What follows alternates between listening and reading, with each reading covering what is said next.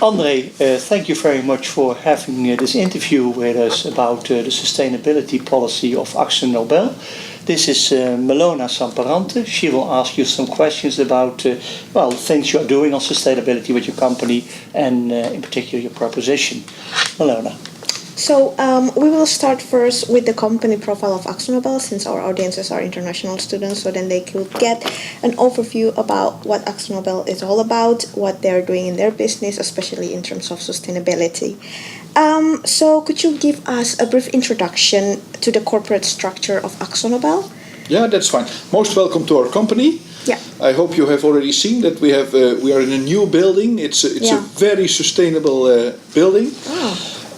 Akzo Nobel is a specialty chemicals coatings company. Mm-hmm. We have three big business areas. Yeah. Decorative coatings. Mm-hmm. Hopefully you know Sikkens or Dulux brands at your home. We have performance coatings. Mm-hmm. These are the products that protect bridges, coatings for airplanes, cars. And we have specialty chemicals. For instance, for pulp and paper production, or even for the shampoo or the toothpaste we use. Mm-hmm. Most likely, every day you use quite a lot of products of Akzo Nobel. Mm-hmm. When you brush your teeth or when you put on your glasses, we deliver essential ingredients, essential products, essential color. Mm-hmm. We have about 46,000 people across the globe. Mm-hmm. We have facilities, plants in over 80 countries. Mm-hmm. And maybe here it's quite important to mention we have really driven sustainability right into our company strategy. Mm-hmm. It's not an add-on. Mm-hmm. It is part of our strategy. It is our future growth model. Okay. And we are always happy to see that we are recognized as a leader in sustainability.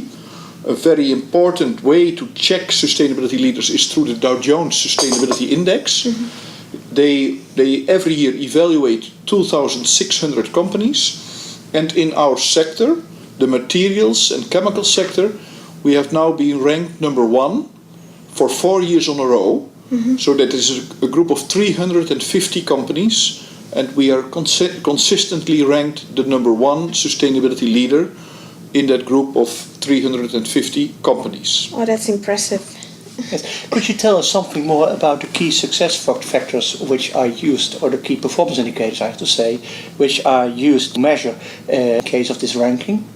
First of all, when you ask about what are the key success factors to drive sustainability, I think that would be the same for all companies. Understand your position in the world. Mm-hmm. We would say integral thinking. Mm-hmm. 9 billion people on one planet. Big transformation needed in the way we build our houses, the way we organize transport and mobility, the way we build consumer products, the way we grow our foods, agriculture, food and agri, and the way we get our industrial applications like energy from the grid. It's important that companies understand their role, their core business, and then build it in their strategy. That's the second step, from integrated thinking to an integrated strategy. Yeah. If it is something apart, here we have the company strategy, and there we have CSR, or there we have sustainability, better stop it. It's nonsense. Yeah. Sustainability is about how can we contribute to the longer term growth in the countries where we operate, employability, innovation, new products, how can we sustain the economy, how can we sustain the planet, and if you do that right, you also sustain the long-term economic success of your own business. And therefore we have agreed on a strategy. For us, the core strategy, the core business was radical resource efficiency. We think across the value chain. We buy raw materials, we produce products, and we sell these products to our customers. And across the value chain, we want to become much more resource efficient. And we measure that with a few very important indicators. One indicator is we want to become much more resource and energy efficient from cradle to grave. from where we source the materials to where we sell the products, and we measure that by carbon reduction. Carbon reduction across the value chain. And we have set ourselves a very strict target, and we work with our suppliers. We ask them to become more efficient. What do you do with renewable energy? How do you bring bio-based materials to us? And we go to our customers. How can we help you to become much more energy efficient, to become much more raw material efficient? The second important indicator is the new innovative products that we sell to our customers, and we help our customers to become more energy and more resource efficient. You know that beautiful product, the anti-fouling on the bottom of a ship, it makes the big container ship, cruise ship very smooth, and it saves them 10% of their fuel use. It is validated by an external party. They get the carbon credits from an external party when they use our anti-fouling, our coating that makes the ship very smooth. Other examples are these products that in warm countries reflect the heat. So your air conditioning use will be reduced with 15% because your house is 2 or 3 centigrade cooler. The light reflective coating, but also for well-being. For instance, the coatings that make the walls in the hospitals very smooth. So it's easy to clean the hospital and to avoid infectious diseases in a hospital. Or the coatings in a school that help the school classes to have no humidity and no mold. So it is the better indoor air climate for the school classes. Or a final example, the fire protective coatings, to avoid in high-rise buildings or in hotels the risk of fire damage. So it is enhancing the safety of people. We call that eco-premium solutions. It is the products that we develop and that have not yet been developed by our competitors. And it drives continuous innovation. Today it is about 20% of our revenue. But every year we win some new products because we are advancing our eco-premium solutions, our innovation. But also every year the competitors will also understand how to make some of these products, and then we don't call them eco-premium anymore. So it's really about being ahead of the game. That was moving from integrated thinking to an integrated strategy. The third element is then an integrated management cycle. Everybody in our company, whether you are in human resource or in communications or in finance or in research and development or in procurement or in marketing and sales, everybody has a strategic plan to include sustainability in the way you do business. Our marketing people should be able to go to leading companies, to IKEA. IKEA, what do you want us to do to become more sustainable?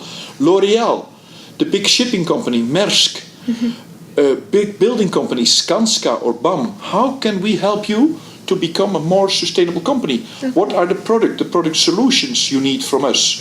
So it's a very interesting business driver. So when you distinguish the internal organization and the external relationship with partners, you can say sustainability has to deal with both worlds. And when you look inside, you can say, for example, Porter mentioned the value chain. It's the process, the primary process in which you create value in your own organization. Next to the value system is compared with the supply chain. And you say our sustainability policy has to deal with both components, as well intern as extern with our partners. When you look to partnership relations, you told us something about examples. For example, the coating used on vessels to reduce energy. What is the importance of co-creation within these kind of projects? I will mention 3 elements. Yes. The first element is improving sustainability in your own operations. I would say it's close to being old-fashioned. Of course you have to do that. Zero waste to landfill, energy efficiency, make use of bio-based materials. Sorry, this is 2005. We are focusing now on sustainability across the entire value chain. Yes. With what partners can we work? Who are the partners? there's two. One level is with some new partners, some new suppliers in emerging countries, India, China, Turkey, Brazil. We buy raw materials and we will help them to make their operations safe, environmentally responsible, to have decent labor conditions. That's helping new suppliers entering the market. More exciting is to work with suppliers that can help us to innovate, create new solutions for our customers. One example, here, very nearby. We have big, beautiful furniture companies in America. Hayward, Herman Miller, Steelcase. They want to be cradle-to-cradle companies. Yeah. One question is then, we need to apply your powder coatings, Akzo Nobel, but we need a high temperature to apply these powder coatings, 230 centigrade. Moreover, we have to apply them 2 times. Akzo Nobel, what can you do to apply a powder coating that we only need to bake 1 time at a much lower temperature? Then we need to go to a company like BASF. They produce the resins, we produce the powder coatings, and it enables us to give a product offering to these furniture companies in the United States. Co-creation across the value chain is key. More importantly, we see great examples of public-private partnerships where we do not only work with business partners, supplying the raw materials and buying our products, but in order to make big progress, we need more parties.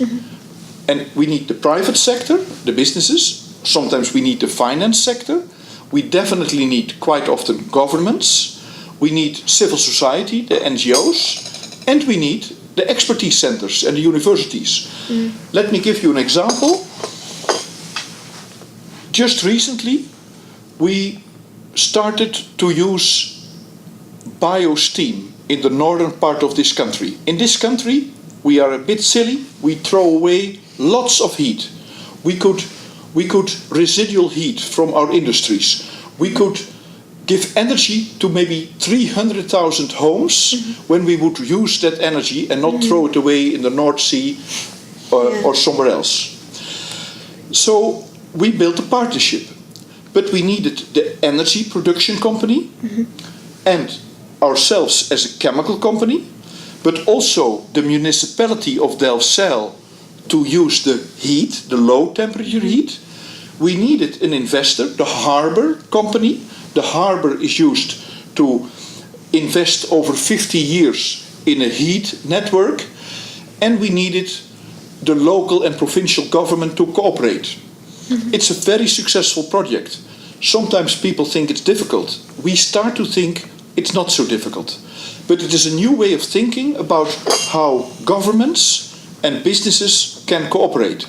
It's a new way of thinking about where is public good and where is private opportunities, and how do we trust each other and build a combination of public good, protecting the environment, reducing carbon emissions, protecting the environment in close cooperation between the civil society, the NGOs, the governments and the industry.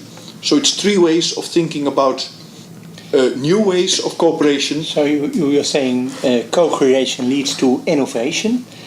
Innovation in the use of products, innovation in the use of systems, and even in the innovation in the way you cooperate with other partners in the different projects in the world. Correct. Yes. Yeah. Well, innovation is a key element in being successful in sustainability. When you look to the Dutch government, they have a top sector policy, and the chemical industry is one of the top sectors of the top sector policy in the Netherlands. What are your experiences with the effectiveness of top sector policy for your business? They are good enablers. I mean, the chemical industry, you have competitive areas, but in sustainability, fortunately, you have also many pre-competitive areas. So when you think about issues like energy efficiency or climate change or our contribution to the transport or logistics sector, it is good that in our industry we cooperate and we find new ways to work together with the logistics sector, with the government, to make change happen. As a second step, we cannot operate in our top sector only. No. You need to work across top sectors. Yes. The chemical industry should drive energy efficiency, lightweight materials, anti-friction, anti-fouling in the transport sector. We should use our knowledge and brains to cooperate with the logistics sector. Chemical ingredients, it's not our business, micronutrients are a requirement to make the agricultural sector more efficient. Top sectors are one way to be organized. Working across top sectors is another way to accelerate innovation. Mm-hmm. And I think in the Netherlands we are sometimes a little bit too humble about the way we cooperate. I'm not bragging about the Netherlands. We do some things well and some things wrong. But we have a very strong opportunity in the Netherlands to work between top sectors. Mm-hmm. Maybe because we are so small. We all have a focus on export. We all understand international language. But also in the Netherlands, we find it logical to work together with the NGOs and to work together with government, local government, national government, and with the universities and expertise centers. For us, it is more common, much more common, than in the countries surrounding us to work together between those parties and to organize ourselves for change. We are doing that, for instance, in the Netherlands. Akzo Nobel is part of something what we call a sustainable trade initiative, mm-hmm. where we try to make big value chains more sustainable, and it's only possible because we work together in that Dutch diamond, the 5 parties. Private sector, financial sector, NGOs, government, and the expertise centers. Mm-hmm. So, Akzo Nobel, for instance, we now try to set up a human cities coalition with the attempt to get many, many parties together. We have 140 parties, universities, Twente, Utrecht, mm-hmm. Delft, financial groups, ABN AMRO, Deloitte, FMO, NGOs, ICO, Solidaridad, but also Slum Dwellers International. And what we do is agree with our Dutch government. We want to focus on the new urban areas. Today, 3.5 billion people live in cities. Mm-hmm. That will be 7 billion people in 2050. Many of them seek opportunities to have a better life. But unfortunately, many of them start to live in difficult circumstances. An area which is not protected, there is no flood protection, or there are no land rights. And with all these partners, we agree to cooperate together with Dutch government. We want to learn, we want to implement changes in the transition of these new urban growth areas.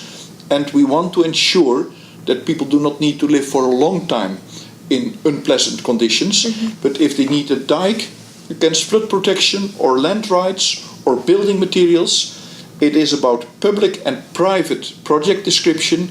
It is about public and private financing to accelerate the pace of change. So you're telling us about the natural way of cooperation in the Netherlands. It's part of our DNA here in the Netherlands.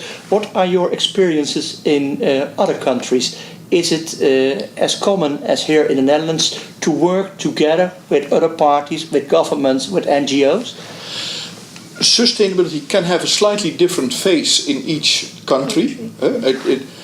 In our country, public and private partnerships are working well. In Brazil, using bio-based raw materials might be a key focus. In China, a focus on renewable energy is great. In India, developing the capability of people, new employees, but it's all contributing to the same element. If you want 9 billion people having a decent life within the boundaries of one planet, you need to enhance the sustainable development goals, employability, a livable life, decent income, decent working conditions, and you need to focus on the planet. Circular economy, carbon reduction. We are at the end of the fossil fuel age. We need to make change happen. And I think the easy common denominator is in all countries across the globe, sustainability is an important value driver to improve your business. Sustainability is also an important value driver to improve the planet, environmental capital, and to enhance social capital. If you read our annual report, you will see the analysis of our business in terms of a 4-dimensional profit and loss. We measure financial profitability, which is a new way of thinking. It's not only our profitability, but also the one of our customers, suppliers. It is about the taxes we pay to the government and the salaries we pay to the employees. That is a financial profit and loss. We also calculate the social and the human capital profit and loss, and the natural capital profit and loss. And wherever you are in Brazil or North America or in China, this way of thinking of improving your business, creating more value, creating shared value across the value chain, that everywhere across the world there is an opportunity to improve your business. It's true for the chemical industry, agriculture, the transportation industry, hospitals, universities. It's possible for big companies. Sometimes people think, is it only possible for multinationals? It's also very well possible for small companies. When you go outside, you will see e-taxi. It's a very bright company building their business model on sustainability. When you drink your coffee here, you drink coffee from a roaster that is building its business practice on sustainability. Whether you are big or small, whether you are in Europe or in Asia or in Latin America, whether you are in chemicals or in other sectors, everybody can learn and benefit from sustainability. Understand your position in the world, understand the mega trends, understand your position, your core business activity. Big thing, make sure sustainability is business and business is sustainability. We still might have people in America that think it's fluffy stuff, sustainability, it's a cost factor. Stupid. These businesses will get lost. It's business. And once you understand that, make sure all your processes, the way you train your people, human resource, the way you buy products, the way you sell products, the way you innovate, the way you spend your money in capital expenditure, the way you do your acquisitions, everybody can contribute to making this company, to making your company a stronger company. Integrate sustainability in your business and you will be a stronger company for the future. Yes. One important thing you did not mention yet, I think it's all about the long term. Short-term thinking is old-fashioned.